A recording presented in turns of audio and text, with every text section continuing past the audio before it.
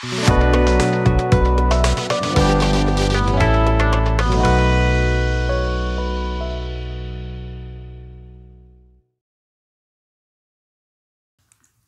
वालेकुम। इफ्तिखार टॉक्स में खुश आमदीद। मैं हूं डॉक्टर इफ्तिखार। दोस्तों, आज हम डॉक्टर इकराम साहब के साथ कैलगरी कनाडा में बैठे हैं। ये मेरे बहुत ही प्यारे दोस्त हैं। हम छठी से क्लास फेलो हैं। कॉलेज में भी इकट्ठे रहे और उसके बाद मेडिकल कॉलेज में भी हम इकट्ठे थे। हमने एज डॉक्टर भी काफ़ी ऐसा काम किया। अल्टीमेटली इकराम साहब ने आज से 10 साल पहले ये फ़ैसला किया कि ये पाकिस्तान से बाहर कनाडा आके सेटल होना चाहते हैं। उसकी क्या वजूहात थी, ये भी एक बहुत दिल को छू लेने वाली और परेशान करने वाली दास्तान है, जो हम आपके लिए एक वीडियो में पेश कर चुके हैं इसी चैनल के ऊपर, जिसका लिंक इस वक्त आपके साथ सामने स्क्रीन पे आ रहा होगा, तो आप उसको देखिए। लेकिन इस वक्त हम आपसे जिस मौजू पे बात करेंगे वो ये है कि आपकी जो भी रीज़न्स हों, जो भी वजूहात हों, जिस भी वजह से आप अपने मुल्क पाकिस्तान को छोड़ के एक दूसरे मुल्क में सेटल होना चाह रहे हैं, ठीक है, तो उसकी क्या तैयारी करनी चाहिए ज़हनी तौर पे भी, और बाकी आपको अपनी स्किल्स में किस किस्म की इम्प्रूवमेंट्स लेके आनी है, क्या नई बातें आपको लर्न करने की ज़रूरत है। इस हिसाब से जहाँ बहुत सारे मुल्कों में लोग हिजरत करके जा सकते हैं, कनाडा हिजरत करने वालों के लिए एक जन्नत का दर्जा रखती है, क्योंकि कैनेडियन हुकूमत अपनी पॉलिसी के तहत दूसरे मुल्कों से इमिग्रेंट्स बुला रही है, क्योंकि यहाँ पे रकबा बहुत ज़्यादा और आबादी बहुत कम है, और ये लोग चाहते हैं कि अच्छे, नेक, हार्ड वर्किंग, ऑनेस्ट लोग जो हैं इस मुल्क में आके इसको आबाद करें। तो इसलिए यहाँ पे इमिग्रेशन का एक लीगल सिस्टम है कि अगर आपका यहाँ कोई भी जानने वाला नहीं है, लेकिन आप नेक मुखलिस लोगों के तौर पे और एक हार्ड वर्किंग आदमी के तौर पे, एक पढ़े लिखी फैमिली के तौर पे अपने आप को कैनेडियन के सामने प्रूव कर सकें, कैनेडियन गवर्नमेंट के सामने, तो इस बात के बड़े अच्छे इम्कानात हैं कि वो आपको इनवाइट करेंगे कि आप आइए कनाडा में आके रहिए, ठीक है। तो लेकिन हम आपसे जो बातें करेंगे और जिन स्किल्स का आपसे जिक्र करेंगे कि आप डेवलप करें, अगर आप दुनिया के किसी और मुल्क में भी जाना चाहते हैं तो ये अप्लाई होएंगी, लेकिन कनाडा में ये बहुत ज़्यादा अप्लाई होती है। अच्छा, इकराम साहब को मैंने इसलिए तकलीफ़ दी कि ये मेरे दोस्त भी हैं, हम इनसे खुल के बात भी कर सकते हैं, और इनको 10 साल हो गए, इन्होंने वो तमाम खटी मुठी जो वक्त है वो गुजारा है यहाँ पे, और वो तमाम तकलीफ़ें भी देखी हैं, और उसके बाद इस मुल्क के रिवॉर्ड्स जो हैं, जो यहाँ आने के बाद आपको मिलते हैं, वो भी रीप किए हैं। तो ये बहुत अच्छे तरीके से आपको गाइड कर सकते हैं। और सिर्फ ये नहीं, बल्कि अपने तकरीबन 29 दिन के स्टे में जो कनाडा में अब हमारा हो गया है, हम बहुत सारी फैमिली से और लोगों से मिले हैं जो डिफरेंट प्रोफेशंस में हैं और यहाँ काम कर रहे हैं, और असल में जो बातें ये और मैं मिल के आपको बताएंगे, ये उन सब से गुफ्तगू का निचोड़ है। अच्छा, इसमें हो सकता है आपकी सूरत हाल इनकी सूरत हाल से थोड़ी मुख्तलिफ हो, इसलिए जो हम बयान करें जर्नल पॉइंट्स हैं, आपको अपनी सूरत हाल के मुताबिक इसमें मज़ीद रिसर्च करने की ज़रूरत होगी, लेकिन जिसको कहते हैं ना कि this would be a good starting point, ये एक अच्छी इब्तदा है, आप यहाँ से शुरू कीजिए, ठीक है। हम आपसे 5 बातों का जिक्र करेंगे कि आपको अपनी सोच में क्या 5 नई बातें शामिल करनी है, क्या 5 ज़ाविये हैं जो आपको चेंज करने की ज़रूरत है, और इसी तरीके से 5 स्किल सेट्स हैं जो हम समझते हैं कि आपको डेवलप करने की ज़रूरत है, ताकि कनाडा में आपकी आमद आपके लिए बहुत बड़ा शौक ना हो, आप इसमें वो तमाम मफाद और वो तमाम खूबियाँ और तमाम खैर आपके हिस्से में आए जो आप वहाँ से जिसका ख्वाब लेके चले, ठीक है। तो आइए शुरू करते हैं। अस्सलाम वालेकुम इकराम भाई, क्या हाल है? वालेकुम सलाम डॉक्टर इफ्तिखार साहब, कैसे हैं? Thank you very much. देखिए, सबसे पहले तो बहुत शुक्रिया, हम आपके साथ पिछले 10 दिन से हैं, मैं और मेरी मिसेस भी ये हमारा बहुत ख्याल रख रहे हैं, और हम मज़े से इनके साथ कनाडा की सैर भी कर रहे हैं, मुख्तलिफ लोगों से मिल भी रहे हैं, और इन मौज़ूओं पे गुफ्तगू भी कर रहे हैं, ताकि आपके लिए यूज़फुल बातें जो है ना उसका एक निचोड़ आपके सामने पेश करें। तो without any further delay, doctor इकराम ये बताएं कि देखें, लोग मुख्तलिफ वजूहात की वजह से अपना मुल्क छोड़ने पे मजबूर हो जाते हैं, और बदकिस्मती से आजकल तो आपको पता है हमारे मुल्क पाकिस्तान के हालात कुछ ऐसे हैं कि एक अनप्रेसिडेंटेड इतनी तादाद में लोग मुल्क छोड़ के जा रहे हैं, और ख़ासतौर पे पढ़े लिखे, कि बहुत परेशानी हो जाती है। लेकिन बहरहाल ये उनका फ़ैसला है, मुल्क में परेशानी है, जो भी है। हम आज आपसे ख़ुसूसी तौर पे थोड़ा सा सीखना चाहेंगे क्योंकि आप इस सारी चीज़ में से गुजर चुके हैं और आपके और बहुत सारे दोस्त जिनसे फैमिली से आप यहाँ वाकिफ़ हैं, आप उनके हालात को भी जानते हैं कि अगर कोई शख्स पाकिस्तान में है और वो पाकिस्तान से बाय इमिग्रेट करने की कोशिश करे, और ख़ास तौर पे अगर वो कनाडा आना चाहता है, ठीक है, क्योंकि कनाडा इमिग्रेशन की जन्नत है, ठीक है ना, नो डाउट। तो अगर वो आना चाहे तो आपने हमें बताया था कि आप ये कह रहे थे कि 5 बातें ऐसी हैं जो आपका ख्याल में उनको अपने जहन में एक तब्दीली लाने की ज़रूरत है। बिल्कुल सही। और 5 ही स्किल सेट्स आप मुझसे डिस्कस कर रहे थे कि उनको डेवलप करने की ज़रूरत है। तो सबसे पहले आप हमें बताइए, इस बात को भी हम अपने नाज़रीन को जहन में रखें कि ये बेशक आप आज इमिग्रेशन के बारे में सोच रहे हैं, यानी कल आपने अप्लाई करना और 4 साल लगेंगे आपका केस डेवलप होने में, तो आपके पास 4 साल हैं ये तैयारी करने के लिए। लेकिन अगर आप ऑलरेडी इमिग्रेशन के किसी प्रोसेस में हैं और से 4 महीने, 2 साल, 1 साल, 6 महीने, 3 महीने भी हैं, तो उस टाइम का बेहतरीन इस्तेमाल कीजिए और इन चीज़ों पे अमल करना शुरू कर दें। बिल्कुल सही। तो प्लीज़ शुरू करें ना, आप बताइए वो क्या 5 तब्दीलियाँ हैं जो कि आपके ख्याल में हमारे अपनी सोच में लाने की ज़रूरत है कनाडा आने के लिए।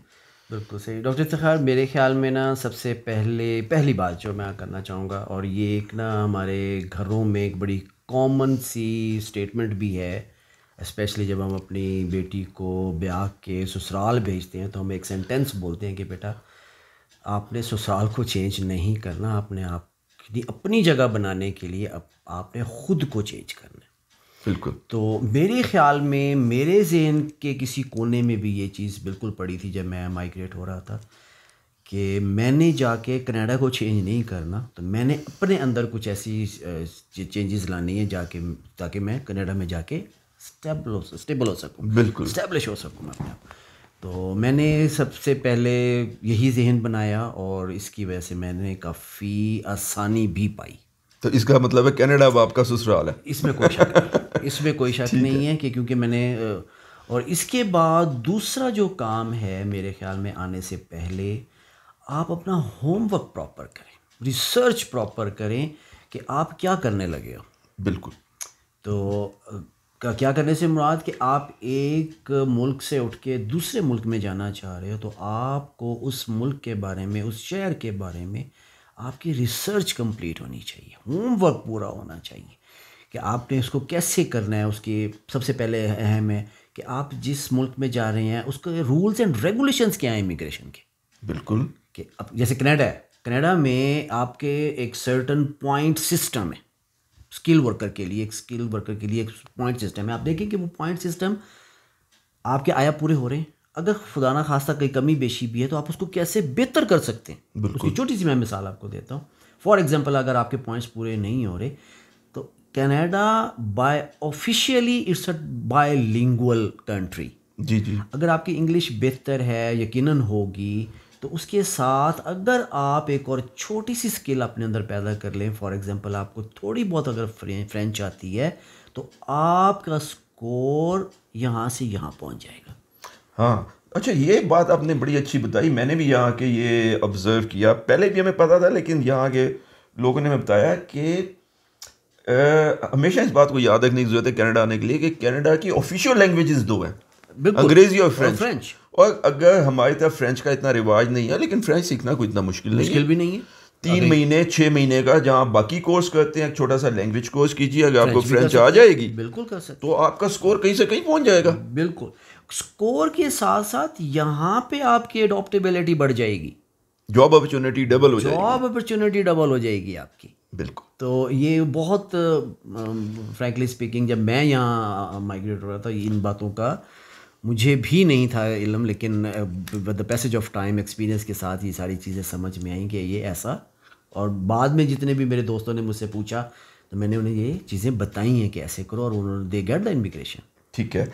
अच्छा, तो इसका मतलब यह है कि अभी तक जो 2 बातें आपने हमें बताई हैं, वो उसमें से पहली तो ये है कि आप अगर कनाडा आना चाहते हैं या फॉर दैट मैटर किसी भी और मुल्क में जाना चाहते हैं, तो आपको रेडी होना चाहिए उस मुल्क के हालात, कल्चर, सिस्टम के मुताबिक कि हमने चेंज होना होगा। बिल्कुल सही। पूरी सोसाइटी हमारे लिए चेंज नहीं होएगी। तो उसकी पहली तो फिर सीढ़ी यही है कि जाने के वहाँ के रूल्स क्या हैं, रेगुलेशन क्या है, वहाँ किस चीज़ को ज़्यादा अहमियत दी जाती है, किस चीज़ की प्रायोरिटी बहुत ऊपर है, और आप उन प्रायोरिटीज़ को समझ के उसके मुताबिक चलने के लिए तैयार हो जाएं। बिल्कुल सही। नंबर 1। दूसरा आपने ये फरमाया कि जब जाने लगे तो अच्छी तरह रिसर्च करके जाएं कि उस मुल्क में, हाँ, होमवर्क करें, ये जाने कि अगर आपने वहाँ जाना है, अगर इमिग्रेशन आपने अप्लाई नहीं की अभी, तो फिर पहले इमिग्रेशन सिस्टम को समझ लें। इसमें 2-3 हफ्ते ही लगेंगे, लेकिन फिर आप देखेंगे अच्छा ठीक है, अगर मैंने फ़लाँ काम मुझे आता है लेकिन मेरे पास सर्टिफिकेट नहीं है, अगर मैं किसी इदारे में जाके 2 महीने काम करके या वहाँ कोर्स लेके एक सर्टिफिकेट ले लूँ तो बड़ा अच्छा हो जाएगा। ये छोटी सी लैंग्वेज में अगर मुझे थोड़ी सी बेसिक फ्रेंच स्किल आ जाए तो बड़ा ज़बरदस्त हो जाएगा। ठीक है, इसी तरीके से अगर मैं अकेले की बजाय फैमिली के साथ अप्लाई करूँ तो वो बहुत ज़्यादा होगा। बिल्कुल सही, क्योंकि ये फैमिली की इमिग्रेशन को ज़्यादा प्रेफर करते हैं। ठीक है ना, क्योंकि आबादी बढ़ाना चाह रहे हैं ना अपनी। तो समझें कि आप किस तरीके से अप्लाई करें, या अगर आपने अप्लाई कर दिया है तो उसमें मज़ीद इम्प्रूवमेंट कैसे लेके आएं। अगर आपने ऑलरेडी एप्लीकेशन दी हुई है लेकिन बाद में आपने फ्रेंच का एक सर्टिफिकेट किया तो उनको ये भिजवा दें। बिल्कुल, आप अपडेट करें अपनी फाइल अपनी को, एप्लीकेशन अपडेट करेंगे और आपका जो प्रोसेस है वो बड़ा रैपिड हो जाएगा।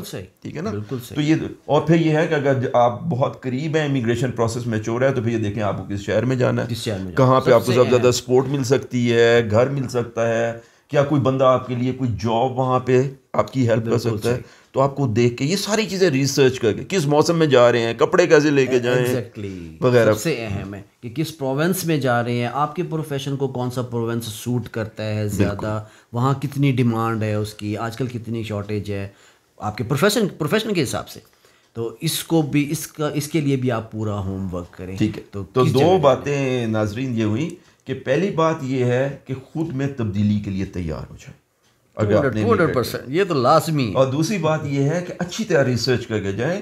यहाँ आके तमाम रिसर्च के बावजूद भी आपको कुछ अननोन चीज़ों का सामना करना पड़ेगा, लेकिन जितनी आप रिसर्च करके आएंगे ये अननोन कम होते जाएंगे और आप उन चीज़ों के लिए प्रिपेयर्ड होंगे, आपको कम तकलीफ में से गुजरना पड़ेगा। अच्छा, तीसरी बात, आप डॉक्यूमेंटेशन के बारे में बहुत जोर दे रहे थे उस दिन हम जब बात करें, ये बहुत इंपॉर्टेंट है जो डॉक्यूमेंटेशन है, क्योंकि यहाँ आने के बाद फिर क्योंकि आपके पास टाइम बहुत लिमिटेड होता है, क्योंकि आपके पास, क्योंकि आपने कहा मीटर डाउन करने के लिए, कुछ ना कुछ अर्न करने के लिए आपके पास टाइम बहुत शॉर्ट होता है।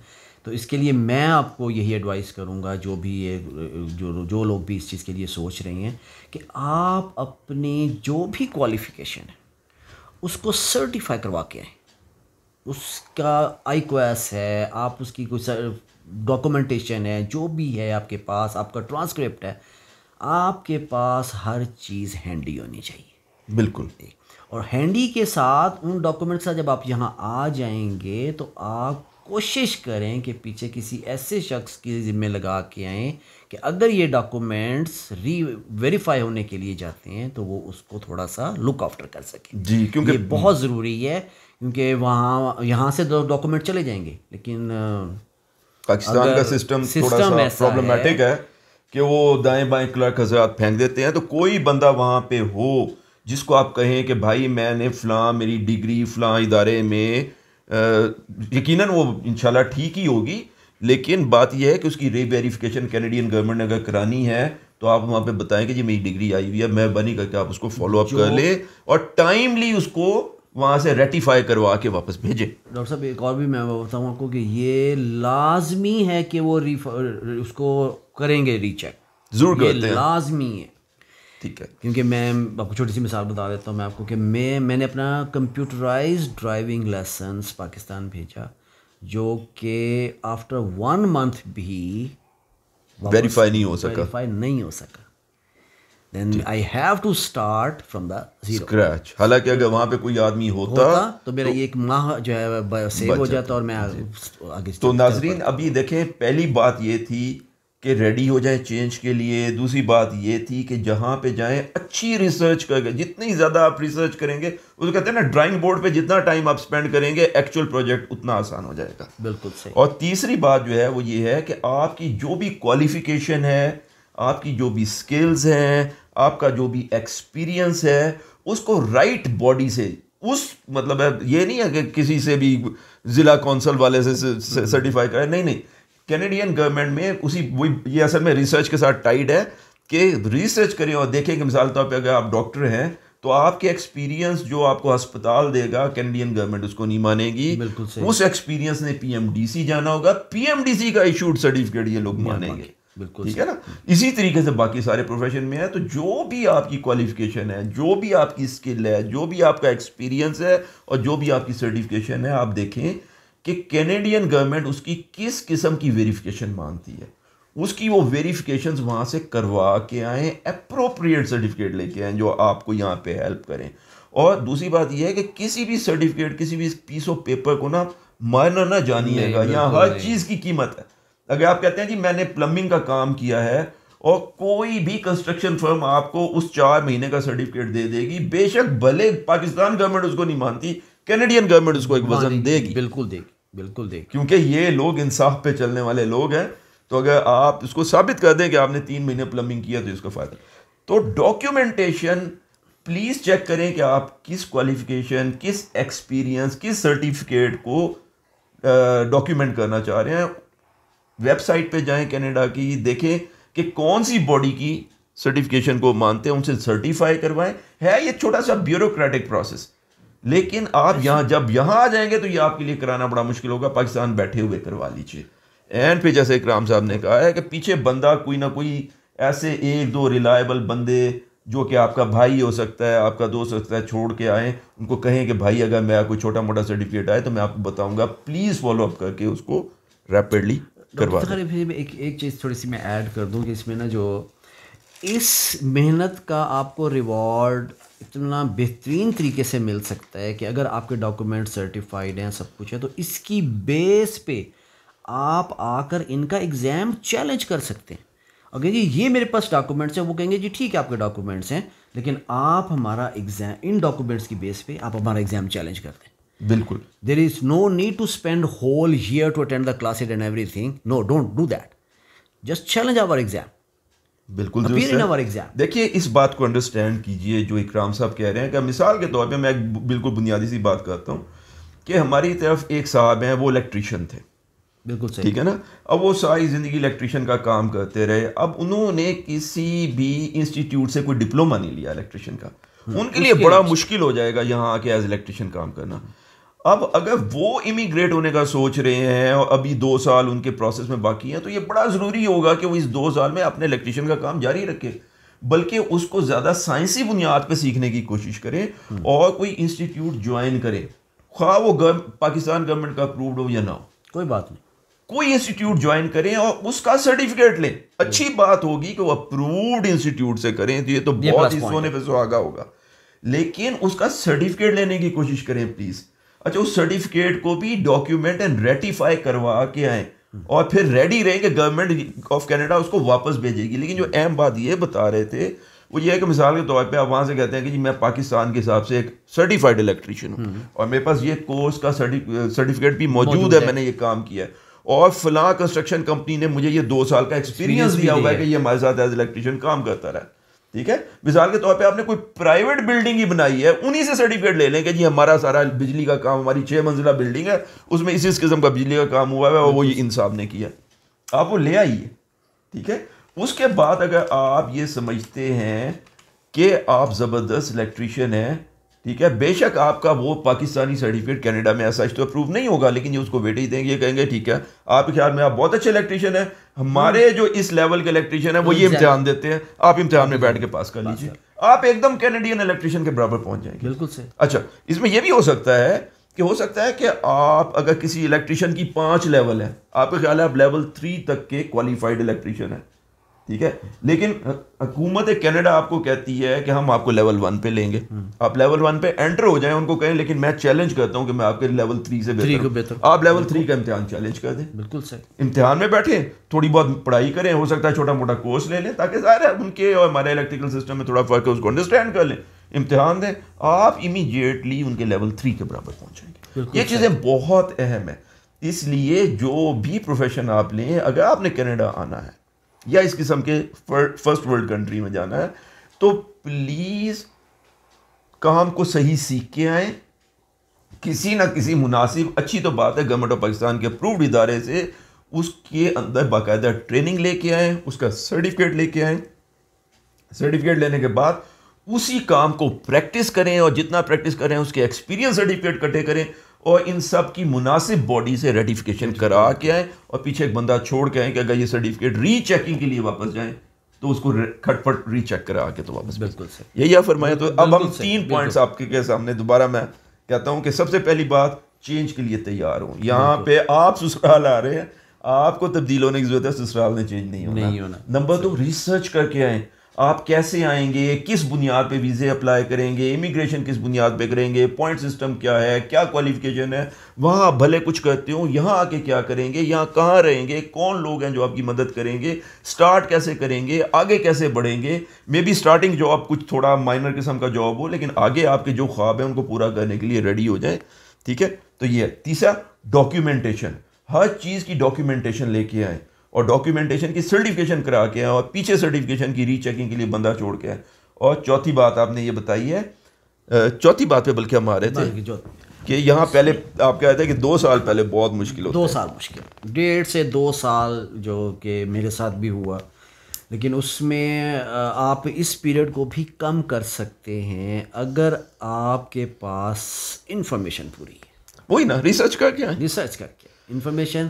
और दूसरा, अगर आपके पास इंफॉर्मेशन है, आपको अगर किसी क्वेश्चन का आंसर नहीं मिल रहा, राइट डाउन द क्वेश्चन। यहाँ जब आप आएंगे तो आपके पास एक वेलकम सेंटर्स हैं, आप वहाँ जाएं, उनके सामने वो क्वेश्चंस रखें कि जी ये क्वेश्चन है मेरा, इसका आंसर आपको मिलेगा। Good, they will help you. ठीक है कि आप उन सेंटर्स का विजिट करें। और जो सबसे अहम है, चौथे नंबर पे ये मेरे नज़दीक, कोशिश करें कि हलाल रिस्क में से मैक्सिमम फंड्स लेकर आए। ये पहला साल 1.5 साल कि आपका किचन, आपकी फैमिली, आपका क्राइसिस में ना आए।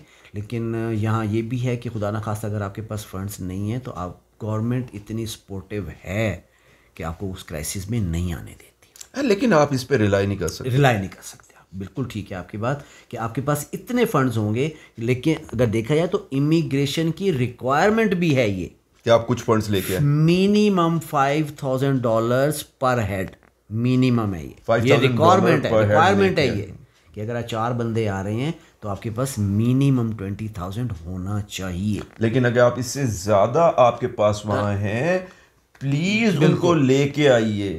ठीक है ना, और सिक्योर तरीके से ले आए प्लीज।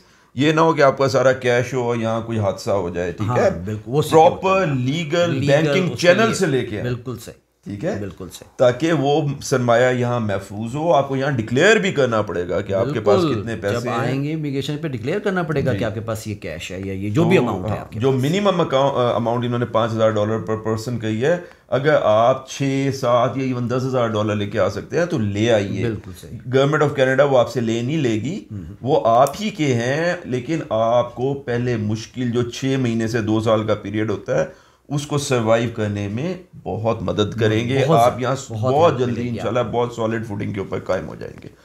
अच्छा इकराम भाई, चौथी ये बात, 4 बातें आपने कह दी थी। एक ये है कि चेंज के लिए तैयार हो जाएं अपने ससुराल में आने के लिए। ठीक है, दूसरी बात आपने हमें ये कही थी कि आप अपना होमवर्क करें, होमवर्क सारा रिसर्च पूरी करके आप करना, आप क्यों आ रहे हैं, कैसे आ रहे हैं, क्या करेंगे वगैरह वगैरह। तीसरा अपनी डॉक्यूमेंटेशन सर्टिफिकेशंस करवा के आए।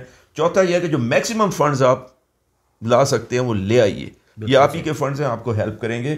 और 5वीं बात आपने ये कही थी कि कुछ स्किल्स डेवलप करके, अगर आपके पास इमिग्रेशन और आने में कुछ टाइम है तो उस वक्त को इस्तेमाल करवाएं। बिल्कुल, उसमें कोई ना कोई आप देख लें कि आप कोई एक्स्ट्रा स्किल जो आप अपने अंदर पैदा कर सकते हैं वो ज़रूर करें। हाँ, वैसे तो कुछ भी फ़ायदा करेगी, लेकिन हमने जो सब लोगों से बातें की थी उस दिन जब हम डिनर पे भी गए थे और तमाम लोगों से हम यही क्वेश्चन कर रहे थे, तो उन्होंने, नाजरीन जितने लोग यहाँ पे आए, ये सबका कंसेंसस था कि आपको 5 किस्म की स्किल्स लेके आनी चाहिए साथ। बिल्कुल सही। 5 माइंड सेट हैं जो आपको चेंज करने थे। जैसे हमने आपको बताया, आप चेंज के लिए तैयार हो, रिसर्च करके आए, डॉक्यूमेंटेशन लेके आए, मैक्सिमम पैसे फंड्स का अरेंज करके आए और कुछ स्किल सेट्स लेके आए।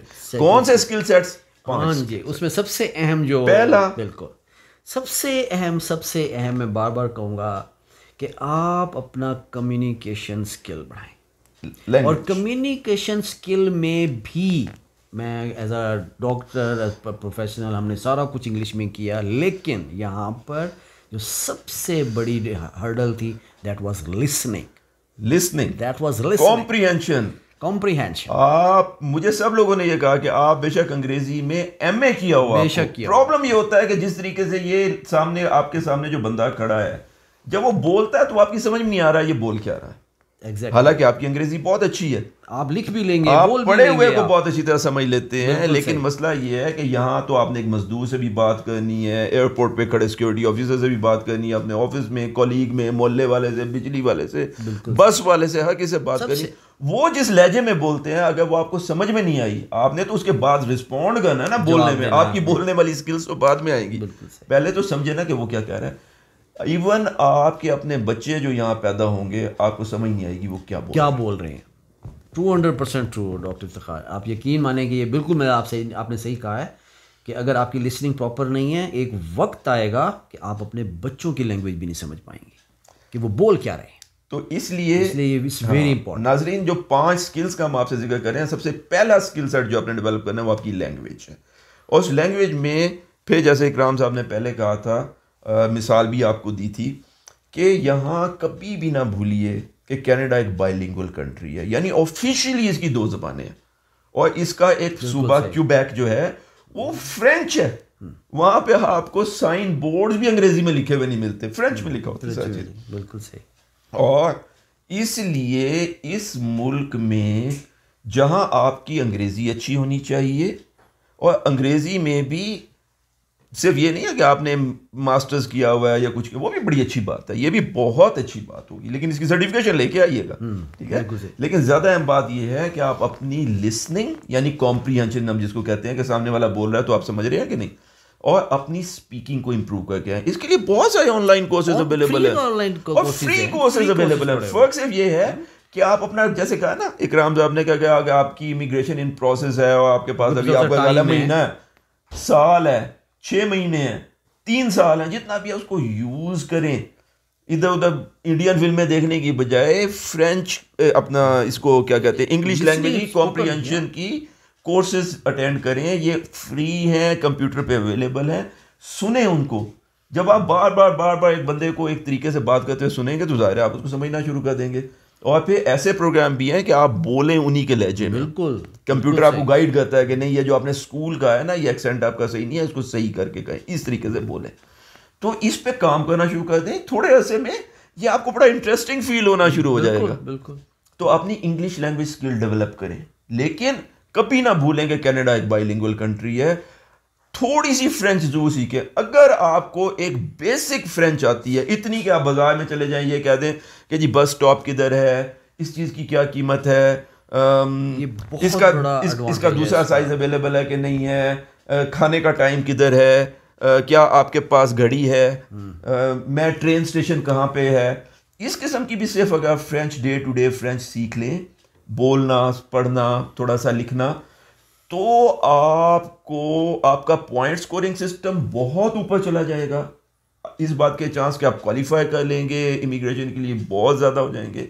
यहाँ पे आपकी जॉब मिलने के चांसेस में एक बहुत बड़ा इजाफा हो जाएगा, क्योंकि आप फ्रेंच स्पीकिंग जॉब्स के लिए भी एलिजिबल हो जाएंगे।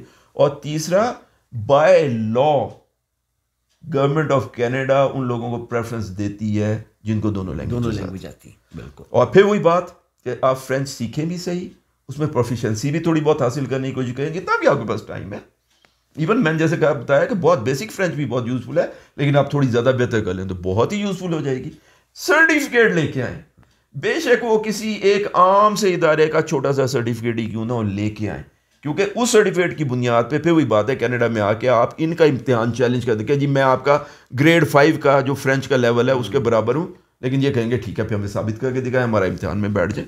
जब आप बैठ जाएंगे तो फिर आपको कैनेडियन सर्टिफिकेट मिल जाएगा कि आपको इस लेवल की फ्रेंच आती है, और आप कहीं से कहीं पहुंच जाएंगे। अच्छा, इसमें डॉक्टर साहब मैं एक चीज़ बता, थोड़ा सा मैं वजाहत कर दूं कि आप हमारी इस डिस्कशन से कतन ये तासुर मत लें कि फ्रेंच लाजमी है, ऐसा नहीं है। आप अपना जो अडॉप्टेबिलिटी का रेट है वो बढ़ा रहे हैं एक्चुअली, अपने एडॉप्टेबिलिटी, सोसाइटी में फिट होना, होने की, इमिग्रेशन एग्जैक्टली में कामयाब होना, इसको बढ़ा रहे हैं यहाँ जॉब अपॉर्चुनिटी के बेहतर होने को। तो ये एक एडिशनल स्किल सेट एडिशनल है, स्किल, लेकिन है हाईली रिकमेंडेड, कनाडा के लिए बहुत रिकमेंडेड है, क्योंकि इसकी ऑफिशियली 2 लैंग्वेजेस है। बिल्कुल सही। आप कभी इनके वजीर आजम साहब जस्टिन ट्रूडो को स्पीच करते हुए देखें, वो दोनों में बोलते हैं, वो हमेशा, उनकी कोई स्पीच आपको अंग्रेजी में नहीं मिलेगी। वो अंग्रेजी बोलेंगे 2 मिनट, 2 मिनट फ्रेंच बोलेंगे, फिर 2 मिनट अंग्रेजी बोलेंगे, फिर 2 मिनट फ्रेंच बोलेंगे। बिल्कुल सही। तो फिर जब हम जिस देश में आए हैं तो ऐसा बेस अपना ना अपना ना जरूर। तो इकराम साहब, ये तो जो आपने कहे थे ना 5 स्किल सेट होने चाहिए, तो सबसे पहला स्किल सेट तो यही था कि जी लैंग्वेज इंप्रूव करें, अंग्रेजी भी, और अगर हो सके, जैसे फिर वही बात है कि ज़रूरी नहीं है, लेकिन ये बहुत एडवांटेजेस है कि थोड़ी सी फ्रेंच सीख के आए, ये आपके स्कोरिंग सिस्टम में भी आपको ऊपर ले जाएगा, जॉब मार्केट में भी आपको बहुत अच्छा करेगा, एंड कम्युनिटी में आप बड़ी जल्दी अडॉप्ट हो जाएंगे, क्योंकि इस बात के इम्कान आता है कि आपके 2 3 4 आसपास के जो हमसाए उनमें से 2 फ्रेंच स्पीकिंग हो। बिल्कुल सही। ठीक है जी, बिल्कुल सही। अच्छा, दूसरी स्किल सेट जो आपने कहा था वो प्रोफेशनल है, प्रोफेशनल स्किल, कि यहाँ के हमने करना क्या, और आप कह रहे थे कि इसकी जो है ना कि मैंने यहाँ क्या करना है, नो मैटर मैं पाकिस्तान में क्या कर रहा हूँ, क्या मैं अगर मैं वहाँ पे केमिस्ट्री में कुछ कर रहा हूँ या मैंने बिजनेस में कोई MBA किया हुआ है, क्या मैं उसको यहाँ लेके आगे चल सकूँगा कि नहीं, क्योंकि वहाँ की डिग्री यहाँ कबूल सच तो नहीं होगी, आपको सिस्टम में एंटर होना पड़ेगा। आप ये कहते हैं कि इसका सबसे बड़ा जो इन्हिसार है उस बात पे है कि आप किस एज में आ रहे हैं, आपका एज, आप कौन से एज ग्रुप, आप थोड़ा सा इसको एक्सप्लेन करेंगे। एज ग्रुप से कहने का मतलब ये है डॉक्टर साहब के, अगर आप ये सोच कर आ रही हैं कि मैंने अपने ही प्रोफेशन में जाके एडजस्ट होना है, तो फिर आप ज़रूर अपनी एज को एक नज़र ज़रूर देखें कि अगर आप 35-40 तक हैं, मैक्सिमम चांसेस हैं, आपकी एफर्ट पे डिपेंड करता है कि आप अपने प्रोफेशन में एडजस्ट कर जाएंगे। आप यानी आप फार्मासिस्ट हैं तो फार्मेसी में चले जाएंगे, इंजीनियर है तो इंजीनियरिंग में चले जाएंगे, आपको यहाँ एग्जाम रीसर्टिफाई करने पड़ेंगे, वो उसकी कोई माफ़ी नहीं है, लेकिन इम्कान अच्छा है कि जितनी कम उम्र में आएंगे, एग्जैक्टली आप अपने प्रोफेशन में मैक्सिमम चांसेस हैं कि आप अपने प्रोफेशन में कहीं ना कहीं एडजस्ट कर जाएंगे आप।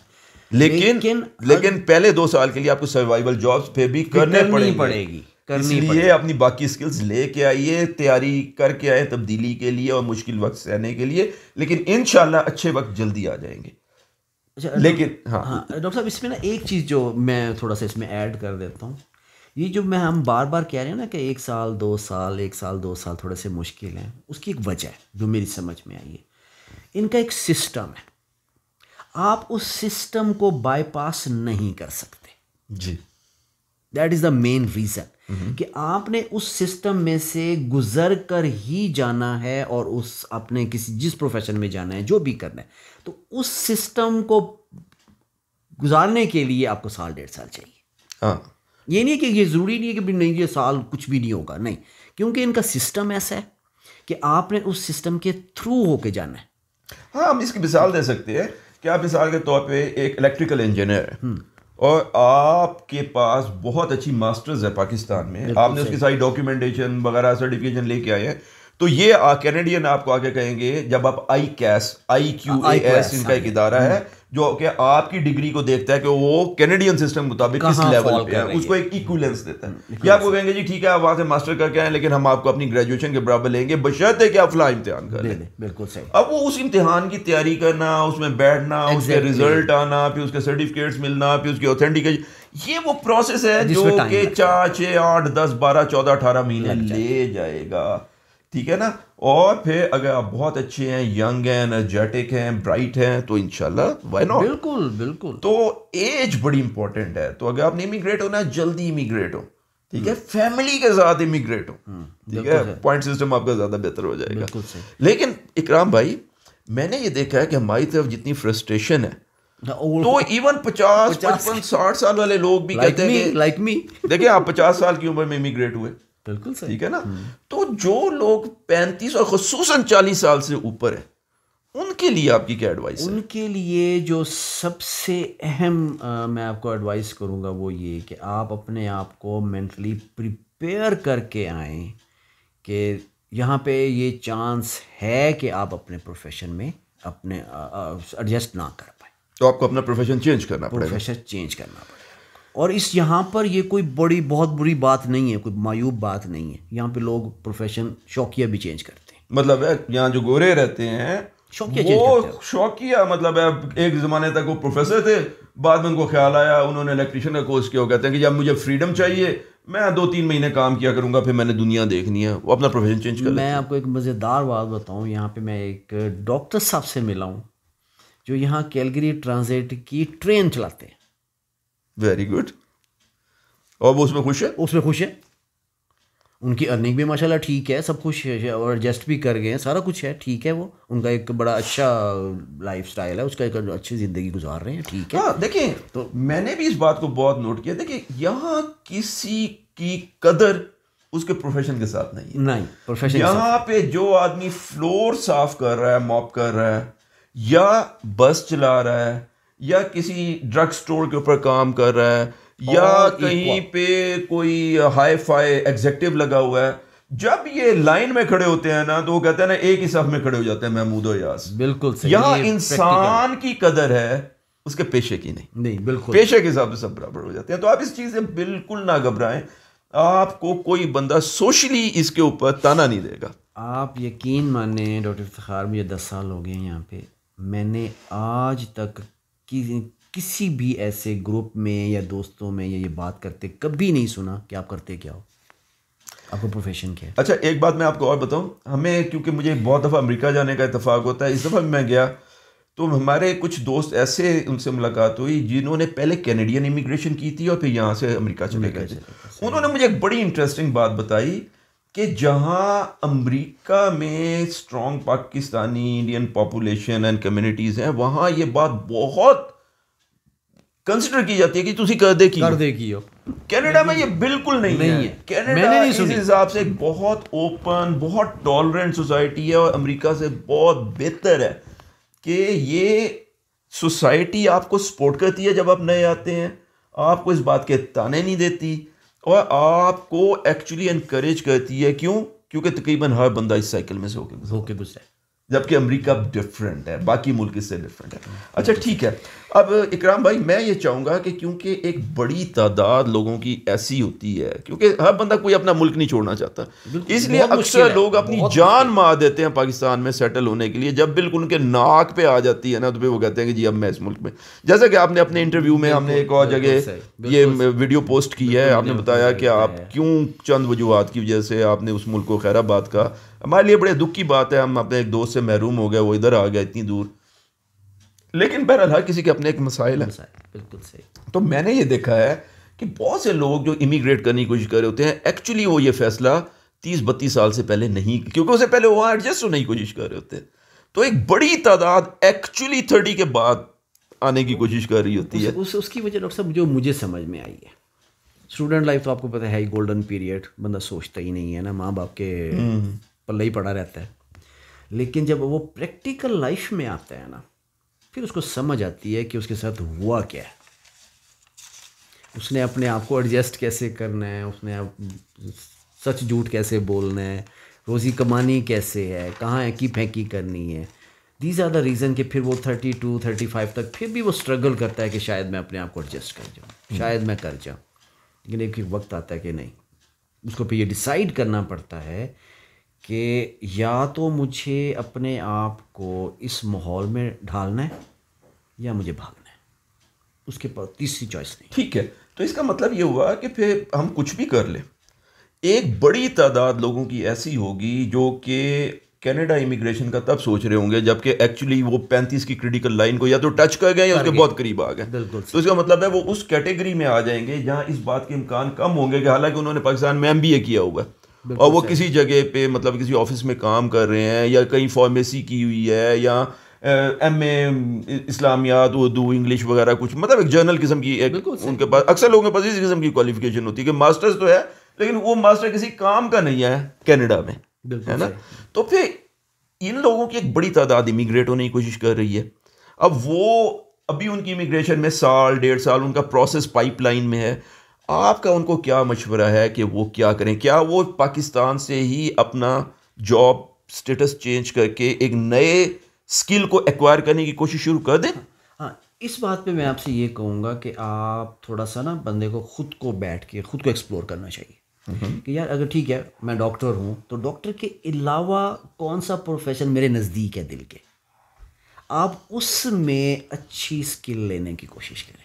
फॉर एग्ज़ाम्पल मैं अपनी बात करता हूँ आपको, मैं घर में शायद ही कोई इलेक्ट्रिकल इंस्ट्रूमेंट अप्लाइंसेस होंगे जो मैं खुद से ना रिपेयर करूँ, मैं खुद करता हूँ कि मेरे नज़दीक है, मेरे दिमाग के कहीं कोने में कहीं पड़ी हुई आप तो अपने गाड़ियों के शौक खुद तब्दील कर लेते हैं, उसके बेरिंग खुद चेंज कर लेते हैं, उसकी सारी मेंटेनेंस खुद करते हैं। ये नहीं कि सिर्फ मैंने अपने बच्चों को भी साथ लगाया हुआ कि क्यों। सबसे अहम बात ये है कि यहाँ पे ये नहीं कि आपके पास मतलब पैसे बचाना चाह रहे हैं, नहीं, पैसों के साथ you need a appointment, you have to go at a certain place to get the services. तो ये टाइम को और इन सारी चीज़ों को बचाने के लिए आप अपने अंदर अपनी मुख्तलिफ स्किल्स पैदा करें। तो इसलिए क्या एक ऐसा आदमी जो 35 के अराउंड है या इससे ऊपर चला गया है, क्या आप मुझे ये कहते हैं कि आप स्ट्रांगली रिकमेंड कर रहे हैं कि उसको चाहिए कि वो अपने तैयार हो जाए जो उसका प्रोफेशन है वहाँ पे उसको छोड़ने के लिए और एक स्किल बेस्ड प्रोफेशन अडॉप्ट करे, और अगर इमिग्रेशन में कुछ 6 महीने 8 महीने साल 2 साल 3 साल अभी उसके हैं प्रोसेस में है, उस टाइम को यूज़ करे कि जो भी स्किल उसको लगती है कि ये मिसाल तौर पे एक बंदा है जो इलेक्ट्रिकल इंजीनियर है लेकिन एट द एज ऑफ 43 उसको लगता है कि मुझे 3 4 5 साल तो इसकी सर्टिफिकेशन में लग जाएंगे, मैं एज एन इलेक्ट्रिकल इंजीनियर, और जॉब की यहाँ पे जॉब बहुत डेफिशिएंट है इस किस्म के लोगों के लिए, तो इस बात के बहुत कम इम्कान आते हैं वो यहाँ फ्रस्ट्रेट हो जाएंगे, तो क्यों ना वो एक अच्छी लेवल के इलेक्ट्रिशियन का स्किल बेस्ड जॉब ले ले। लेकिन उसके लिए ज़रूरी होगा कि उसने इलेक्ट्रिशियन बनना है, मैकेनिक बनना है, कार मैकेनिक बनना है, प्लम्बर बनना है, या मैंने देखा बिल्डिंग इंडस्ट्री में बहुत जॉब है, बहुत ज़्यादा, बहुत ज़्यादा। लेकिन उसके लिए ज़रूरी है कि आप चूज़ करें कि कौन, अगर आपकी एज 35 से ऊपर, खसूसी तौर पर अगर आप 40 से ऊपर चले गए तो इस बात के बहुत कम इम्कान है कि आप अपने ओरिजिनल प्रोफेशन में यहाँ पे कंटिन्यू कर सकेंगे, अनलेस कि आपके पास बहुत सरमाया और आप यहाँ के बिजनेस अपना सेटअप करना चाहें, वो एक और बात है, लेकिन अक्सर लोगों के पास तो इतना सरमाया नहीं होता। तो उसमें ये होता है कि आप चूज़ करें, और वो चूज़ आपने रैंडमली अपने दिल से नहीं करना, बल्कि कैनेडियन वेबसाइट पे जाए, वो हर दफ़ा 10-12 प्रोफेशंस की लिस्ट देते हैं कि इनकी शेफ्स बहुत कम है हमारे पास वुड का काम करने वाले बहुत कम है, हमारे पास इस वक्त जो है ना वेल्डिंग में बहुत जगह है, हमारे पास इस वक्त प्लम्बिंग में बहुत जगह है। तो आप वो 8 10 15 20 प्रोफेशन देखें, उसमें से देखें कि आपके नज़दीक कौन सा है, आपको कौन सा पसंद है, आपकी तबा को कौन सा है, उसको टेकअप करें। एंड सिर्फ टेकअप इस तरीके से नहीं करें, बाकायदा उसकी ट्रेनिंग लें। बहुत सारे इंस्टीट्यूट्स हैं, ठीक है, तो उसमें जैसे ट्वीटा है, वो आपको ट्रेन भी करते हैं, पैसे भी देते हैं, पाकिस्तान की बात कर रहा हूँ, स्वीडिश इंस्टीट्यूट है और बहुत सारे हैं। किसी भी इंस्टीट्यूट से बाकायदा 6 महीने 8 महीने साल का कोर्स करें, जितना ज़्यादा अच्छा करेंगे उतना बेहतर है, जितने बेहतर दायरे से करेंगे उतना बेहतर है। प्रॉपर उसकी सर्टिफिकेशन लें, और उसके बाद वहाँ पे बेशक पार्ट टाइम ही सही उस प्रोफेशन में काम करना शुरू कर दे, और उसका एक्सपीरियंस सर्टिफिकेट लें। देखें, बेशक आप प्राइवेट बिल्डिंग में एज इलेक्ट्रिशियन काम कर रहे हैं, या एज आपने प्लम्बर वहाँ पे काम किया है, या आपने वहाँ पे पार्शली पार्ट टाइम काम किया, उनसे सर्टिफिकेट लें कि हाँ जी हमने ये 6 मंजिला बिल्डिंग बनाई है जो इस किस्म की है, उसका फोटो लेके आए साथ में, बिल्कुल सही, कि ये इस बिल्डिंग में इलेक्ट्रिशियन मैं था, और उसका जो चीफ एग्जीक्यूटिव है या सीईओ है या जो उसके मालिक है उनसे सर्टिफिकेट लेके आएंगे जी हम सर्टिफाई करते हैं, उसकी एक वेटेज है यहाँ पे, ठीक है। तो आप अपने प्रोफेशन में जो स्किल सेट है, तो अगर आप 35 से कम है तो कोशिश करें अपने प्रोफेशन में जाने की, इसके अच्छे इम्कान हैं कि आप हो जाएंगे। आपको सर्टिफिकेशंस करनी पड़ेंगी, कोर्सेज करने पड़ेंगे, एग्जाम्स पास करने पड़ेंगे, इस दरमियान में आप और जॉब कर लीजिए, कोई बात नहीं है, ठीक है, लेकिन इंशाल्लाह आप सेट हो जाएंगे। 1.5 साल लगे, साल लगे, 2 साल लगे, जो भी है। लेकिन अगर 40 के करीब हैं, 40 से ऊपर है, 35 से ऊपर है, खुसूसन अगर 45 से ऊपर चले गए, तो आप जितनी जल्दी इस फिक्सेशन से बाहर आएंगे ना कि मैंने प्रोफेशन चेंज नहीं करना, उतना बेहतर है, उतनी जल्दी आप एडजस्ट कर जाएंगे। और आप अपने किसी ऐसे प्रोफेशन को चूज करें जिसकी कनाडा में बहुत डिमांड है, ये आपको वेब से मिल जाएगा, उसमें से कोई एक प्रोफेशन चूज करें, उसको सीखें, उसकी क्वालिफिकेशन लें, उसकी ट्रेनिंग लें, उसका सर्टिफिकेट लें, उसका एक्सपीरियंस लें, और सब कुछ साथ लेके, और इंशाल्लाह यहाँ बहुत जल्दी आप बहुत अच्छे एडजस्ट हो जाएंगे। आप सोचेंगे काश मैंने ये बहुत पहले कर लिया होता। बिल्कुल सही, ठीक है। तो इकराम भाई, ये दो बातें आपने स्किल सेट कही ना, एक तो आपने कहा कि लैंग्वेज इंग्लिश का तो बहुत ही, और इंग्लिश में खासतौर पे कॉम्प्रिहेंशन, सुने, लिसनिंग कंपोनेंट कि आप दूसरे की बात समझ सके, एंड देन स्पीकिंग कंपोनेंट, और फिर ज़ाहिर है राइटिंग एंड एवरीथिंग। दूसरी बात आपने कही ये आप अपनी प्रोफेशन करेंगे क्या, 35 से कम है तो अपने प्रोफेशन में डेवलप करें, लेकिन 1 1.5 2 साल के लिए और जॉब के लिए तैयार है जब तक कि आपके सारे काम सर्टिफाई ना हो जाएं, आप राइट किस्म के लाइसेंसेस वगैरह आपको मिल जाए। और अगर आप 35 से ऊपर, खुसूसन अगर आप 40 और 45 से ऊपर हैं, तो फिर स्किल बेस्ड जॉब बहुत ज़बरदस्त होगा कनाडा में, बहुत पेइंग है, बहुत जल्दी आप एडजस्ट हो जाएंगे, इंडिपेंडेंट होंगे, आप बिल्कुल फाइनेंशियल ट्रबल से बाहर निकल आएंगे, आप पूरी फैमिली को सपोर्ट करने वाले हो जाएंगे। बिल्कुल सही। तीसरी बात जो आप डेवलप कह रहे थे वो ये कि कुछ सोशल स्किल्स होनी चाहिए, सॉफ्ट स्किल्स जिनको कहते हैं, वो डेवलप करनी चाहिए। वो कौन सी है इसमें? डॉक्टर साहब, मैं जो मेरी समझ में आई बात या जो भी है, आप अपना सोशल सर्कल मैक्सिमम बढ़ाएं। मतलब कि वो दोस्त जो कनाडा में है जिनको आपने कभी हेलो नहीं कहा, उनको हेलो कहना शुरू कर दें, हेलो कहना शुरू कर दें, बिल्कुल ईद मुबारक कहना शुरू कर दें, हैप्पी बर्थडे कहना शुरू कर दें, क्योंकि ये लोग आपकी हेल्प करेंगे। आप इवेंट्स, जो डिफरेंट इवेंट्स होते हैं, उनको अटेंड करें। आप जुम्मा नमाज पढ़ने जा रहा है बंदा, वहाँ पे वो मैक्सिमम टाइम, लेकिन ये तो उन लोगों के लिए जो कनाडा में है, जो पाकिस्तान में बैठे, मतलब आने का सोच रहे हैं। हाँ बिल्कुल सही, जो आने का सोच रहे हैं, तो यही कम्युनिकेशन स्किल में ये सबसे अहम यही होगा कि आप अपना ये जो आपका आज का सोशल मीडिया के थ्रू, जैसे लिंक्डइन है या दूसरी चीज़ें हैं, हाँ लिंक्डइन, इनमें आप अपने आप को लिंक करें, लिंक्डइन बहुत अहम है, जॉब भी होते हैं उसमें, सर्कल भी है। लिंक्डइन जो ऐप है उसको डाउनलोड करें, उसका हिस्सा बने, कैनेडियन जो कांटेक्ट हैं उनको ज़्यादा करें, उन अपने दोस्तों को जो आपके पुराने कॉलीग, कभी क्लास फेलो थे, कभी आपने सुना था वो कनाडा चले गए, प्लीज़ उनसे ताल्लुक रीइस्तवार करें दोबारा, और उनसे हेलो हाय करना शुरू कर दें, उनको बताएंगे आप आना चाह रहे हैं। ये लोग बहुत हेल्पफुल है, इन दुखों में से गुजरे हैं और अपने दोस्तों की, अपने भाइयों की मदद करके खुश होते हैं। अच्छा डॉक्टर साहब, इसमें ये ज़रूरी नहीं है कि आप मतलब पाकिस्तानी कम्युनिटी के साथ ही लिंक बढ़ाएं, नहीं। यहाँ पे मैंने कुछ दिन पहले की बात है कि यूनिवर्सिटी के कुछ बच्चों ने ग्रुप्स बनाए हुए हैं कि जो लोग वहाँ से एज अ स्टूडेंट आना चाह रहे हैं उनकी हेल्प करते हैं, ऑनलाइन उनकी हेल्प करते हैं कि भी क्या डॉक्यूमेंट है, किस तरह करना है, क्या करना है। तो ये सोशल मीडिया है, इसके थ्रू अपने कॉन्टैक्ट्स बढ़ाएं। ज़रूरी नहीं है कि सिर्फ अपनी कम्युनिटी, नहीं, जनरल एक तो नेटवर्क का हिस्सा बने। देखिए, मैं भी बहुत खामोश सभा था शुरू में, लेकिन मैंने ये जाना कि ये कोई खूबी नहीं है। आप लोगों से, जैसे बस में किसी के साथ बैठे हैं, उससे बात करने की कोशिश तो कीजिए। बिल्कुल ठीक है ना, बिल्कुल सही, बात तो कीजिए अपने हमसाये का, जाने तो सही वो है कौन। ये वैसे भी एक अच्छी बात है। अच्छा, दूसरी बात जो वो हम उस दिन डिनर पे थे, तो ये था कि मुझे उमर भाई की बात बड़ी अच्छी लगी।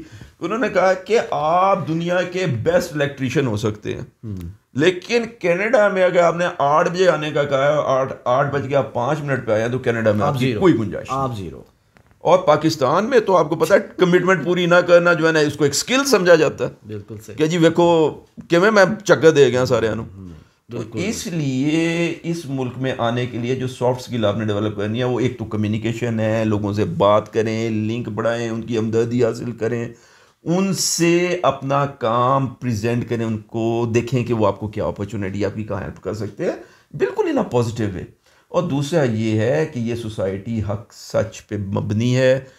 प्लीज़ वो स्किल जो पाकिस्तान में सर्वाइवल स्किल समझी जाती हैं, झूठ बोलना, धोखा देना, लोगों को चक्कर दे जाना, यहाँ पे वो आपको बर्बाद कर देंगी। प्लीज़ दोबारा से सच बोलना शुरू करें, प्लीज़ दोबारा से अपनी कमिटमेंट पूरा करना शुरू करें, प्लीज़ टाइम का एहसास करना शुरू करें, प्लीज़। यहाँ पे 8 बजे का मतलब 7:55 होता है, 8 नहीं होता। 8:01 तो बिल्कुल नहीं होता, बिल्कुल नहीं। आपकी ट्रेन जो है वो 3 सेकंड से मिस हो जाएगी और अगली ट्रेन 3 घंटे बाद आएगी, और शायद कभी ना आए।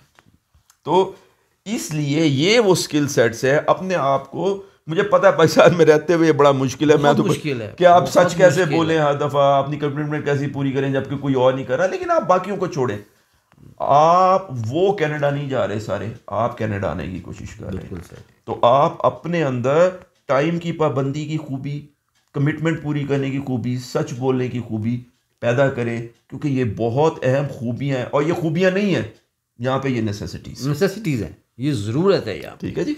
इसके अलावा सर्वाइवल मुश्किल है। मैं जो बातें हमने सीखी इनसे और इनसे भी, वो ये है कि रेडी हो जाएं कॉमन मैन बनने के लिए, एक लाइन में आने के लिए, घर में वैक्यूम लगाने के लिए भी तैयार हो जाए। और इसमें कुछ देखिए, आप इस बात में प्ले लीजिए कि जब आप जिस लाइन में खड़े हैं, अभी आपको बंदा कोनी में कहेगा कि जो आपसे पिछला तीसरा बंदा है वो आपका MP है, मेंबर पार्लियामेंट है, वो भी लाइन में ही खड़ा होगा, ठीक है। और आखिरी बात ये है कि थोड़ी बहुत प्रेजुडिस, इकराम भाई, बिल्कुल सही, थोड़ी बहुत। लेकिन मैंने वैसे ये देखा है कि जितनी हमारे मुल्क में सिंधी पंजाबी के खिलाफ या बलोची के खिलाफ या बलोची पंजाबी के खिलाफ या शिया सुन्नी के खिलाफ कहता है, उस लेवल की प्रेजुडिस बहरहाल यहाँ नहीं है, बिल्कुल नहीं।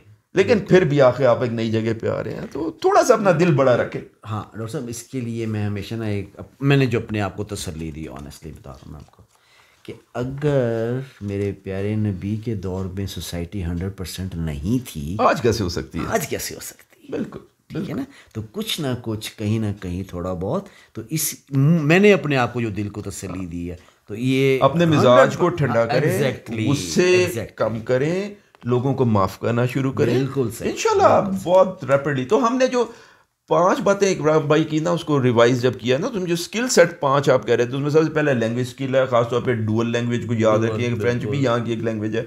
नंबर 2, प्रोफेशनली आप क्या करेंगे, 35 से कम है तो क्या करेंगे, और 35 या 40 से ऊपर है तो क्या करेंगे।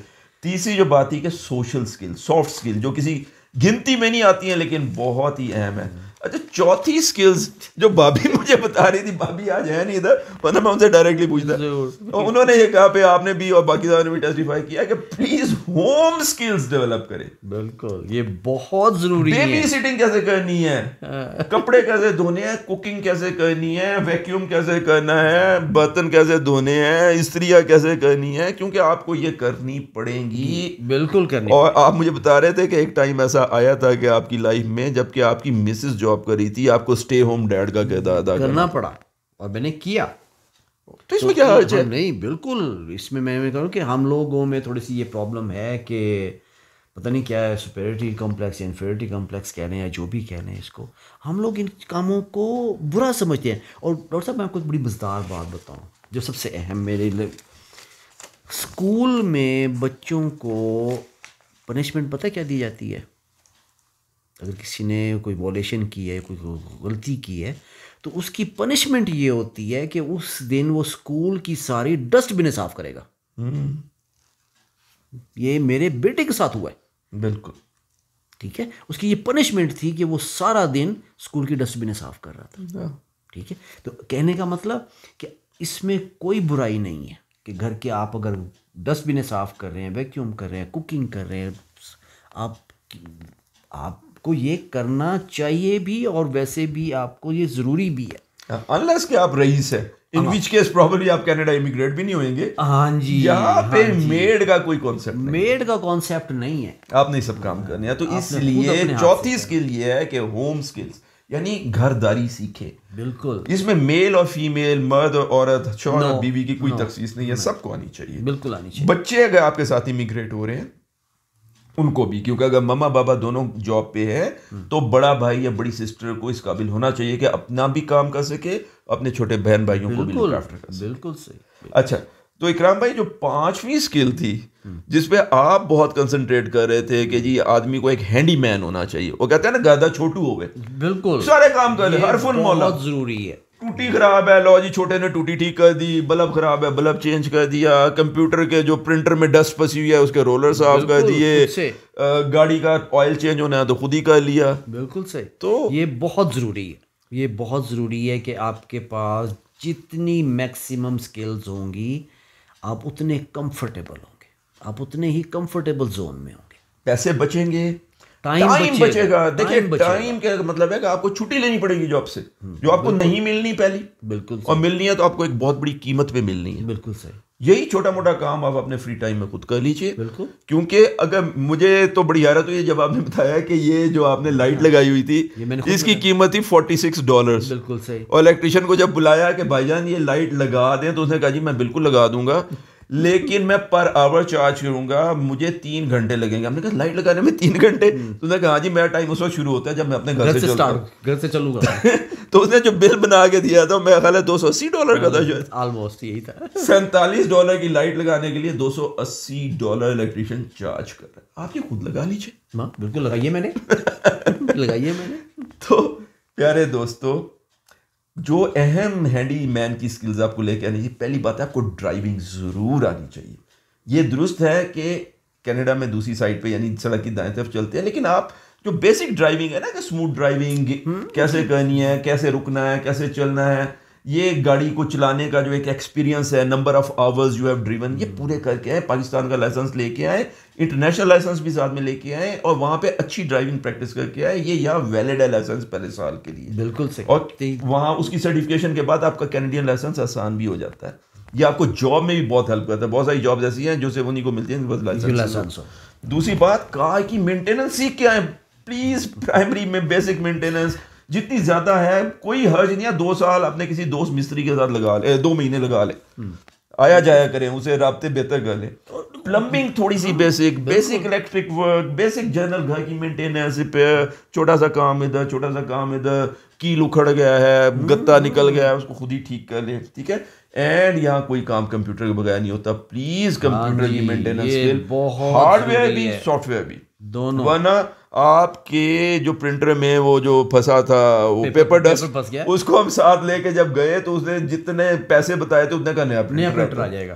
तो उसके फिर उन्होंने खोल के ग्राम साहब ने खुद साफ कर लिया। तो ये, एंड आपके कंप्यूटर में कोई वायरस आ गया है या आपने कोई नया प्रोग्राम अपलोड करना है या उसका, ये बुनियादी चीज़ें आपको आनी चाहिए, वरना यहाँ पे सर्वाइवल मुमकिन नहीं है। कोई भी जॉब है, अब एक फॉर एग्जांपल प्लम्बिंग का कोई जॉब कर रहा है तो उसका जितना भी स्केड्यूल है या जो भी है वो सारा उसके कंप्यूटर पे होगा। हाँ, तो आपको कंप्यूटर को इस्तेमाल करना आना चाहिए और उसके साथ उसकी मेंटेनेंस भी। अच्छा, ये जो हम हैंडीमैन वाली जॉब कह रहे हैं ना, ये वो नहीं है जो आप अपने प्रोफेशन के लिए लेंगे। नो नो नो, वो तो कोई एक चीज है जिसमें आप बहुत बेहतर होंगे। ये तो है कुछ छोटा छोटा अपने घर का काम खुद कर सके। तो दोस्तों, ये हमें उम्मीद है कि आपको थोड़ा सा क्लियर हुआ होगा कि अगर आप बाय चॉइस अपने मुल्क से, अपने अडॉप्टेड कंट्री, खासतौर पे अगर वो कनाडा है उसमें आना चाह रहे हैं, तो आपको क्या करना चाहिए। ये जो हमने इकराम साहब के साथ आज गुफ्तगू की है, ये सिर्फ इन्हीं के ख्यालात नहीं है, ये हमारे बहुत सारे दोस्तों से गुफ्तगू करने के बाद हमारे ख्यालात है कि आपको 5 चेंजेस अपने जहन में लानी है। पहली बात यह है कि आपने चेंज होना है, कनाडा ने नहीं चेंज होना। दूसरी बात यह है कि प्लीज़ रिसर्च करके आए, अच्छी तरह अपना होमवर्क करके आए कि आपने क्या करना है, कहाँ करना है, कैसे करना है। ये सारी चीज़ें जो है ना, ये वहाँ से आप अपनी जो है ना सारा काम मुकम्मल करके आए। जितना आप वहाँ से काम करके आएंगे, आपके लिए शौक यहाँ पे उतना कम से कम होगा। तीसरी बात ये थी कि आप अपनी डॉक्यूमेंटेशन, जो भी आपने काम किया है उसका प्लीज़ एक सर्टिफिकेट लें, उसको अप्रोप्रिएट बॉडी से अप्रूव करवाएं, और कोई पीछे बंदे का भी बंदोबस्त करके आएंगे जब आप कनाडा आ जाएंगे, उसकी अगर रीवेरिफिकेशन के लिए वो जाए तो उसको फॉलो अप कर सके। चौथी जो बात थी वो ये है कि जितना मैक्सिमम फंड ले आ सकते हैं लेके आए। पहले चंद माह से पहले 1.5-2 साल तक मुश्किल हो सकते हैं, ठीक है, लेकिन अगर आप उसके लिए रेडी हैं तो फिर ये आपको इतना दुख नहीं देंगे। और 5वीं बात ये थी कि 5 स्किल्स हैं जो आपको डेवलप करनी है, तो आपके पास जितना टाइम अवेलेबल है उसको गनीमत जाने, उसका बेस्ट इस्तेमाल करें।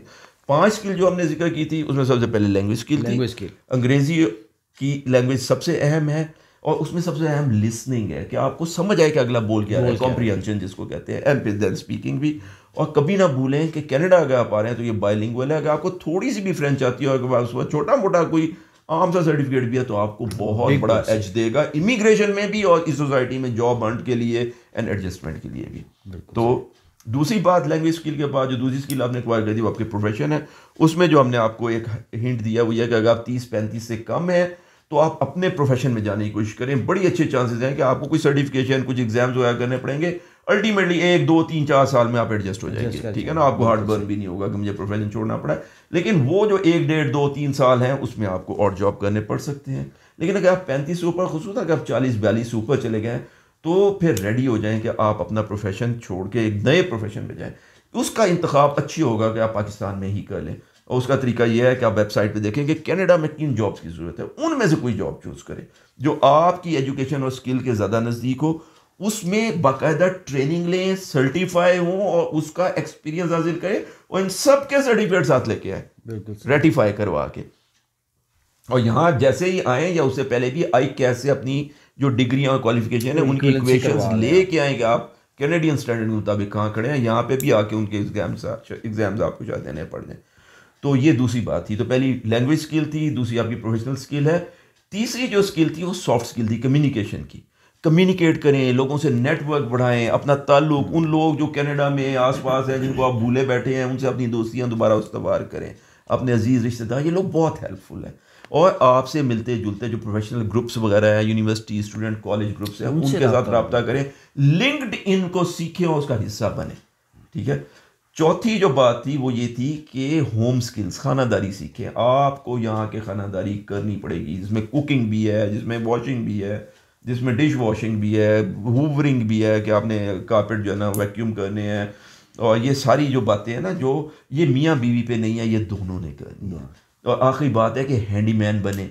आप डिपेंडेंट ना हो कि छोटा सा काम है तो इलेक्ट्रिशियन को बुला रहे हैं, ये आपको बहुत महंगा भी पड़ेगा और बहुत मुश्किल भी आपके लिए क्रिएट करेगा।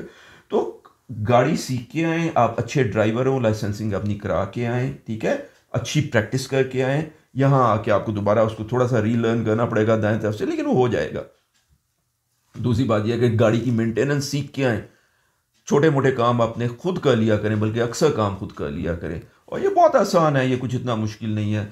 उसके अलावा जो है कंप्यूटर के बगैर यहाँ बिल्कुल गुजारा नहीं है। हार्डवेयर और सॉफ्टवेयर दोनों स्किल्स आपको आनी चाहिए, ये वहाँ पे भी आपको आनी चाहिए। और इसके अलावा थोड़ी बहुत प्लम्बिंग, कोई टैप लीक हो गया चेंज करना है, कहीं कोई जोड़ डालना है, वो आप छोटा मोटा कर लें। कोई ज़रूरी नहीं है कि आप प्लम्बिंग ही शुरू कर दें, लेकिन छोटे मोटे अपने काम के लिए आपको प्लम्बर को बुलाने की जरूरत नहीं होती है। इलेक्ट्रीशियन है, कोई वुड का काम है, कोई शीशा टूट गया, आप उसको दोबारा खुद लगा लें। तो दोस्तों ये वो सारी चीज़ें हैं, अगर आप इसको करेंगे और वाकई पाकिस्तान में आप समझते हैं कि आपका सर्वाइवल मुश्किल हो रहा है, तो ये एक अपॉर्चुनिटी है, इसको लीजिए। मुसलमान होने की हैसियत से अल्लाह की सारी ज़मीन हमारे लिए खुली है। और इकराम साहब ने ये बताया था कि इवन ये अपने दीन और आखिरत की निजात के लिए है। तो वैसे ये बड़े दुख की बात, ये समझते हैं कि इनके लिए पाकिस्तान जो कि इस्लामिक कंट्री है उससे ज़्यादा कनाडा में अपॉर्चुनिटी है। कनाडा एक is a land of opportunity.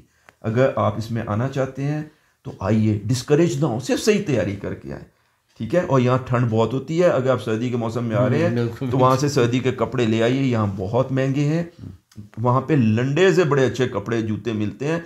एक सीज़न के लिए अपनी तमाम फैमिली के कपड़े ले आइएगा, उसके बाद इंशाल्लाह आप यहाँ सहूलत में आ जाएंगे, आपका हाथ खुला हो जाएगा, फिर यहाँ से ख़रीद लीजिएगा। उम्मीद है ये बातें आपको पसंद आई होंगी। अगर आपने मज़ीद कुछ पूछना हो तो प्लीज़ कमेंट सेक्शन पे ऐड कीजिएगा, हम अपने दोस्तों से पूछ के उसके बारे में नई वीडियोस, नई बातें, नए रिस्पॉन्सेज आपको देंगे। अपने आसपास और ख़ास तौर पर अपनी फैमिली का बहुत ख्याल रखिए। अल्लाह हम सबका हामी नासिर हो। अस्सलाम वालेकुम व रहमतुल्लाहि व बरकातहू। बहुत शुक्रिया।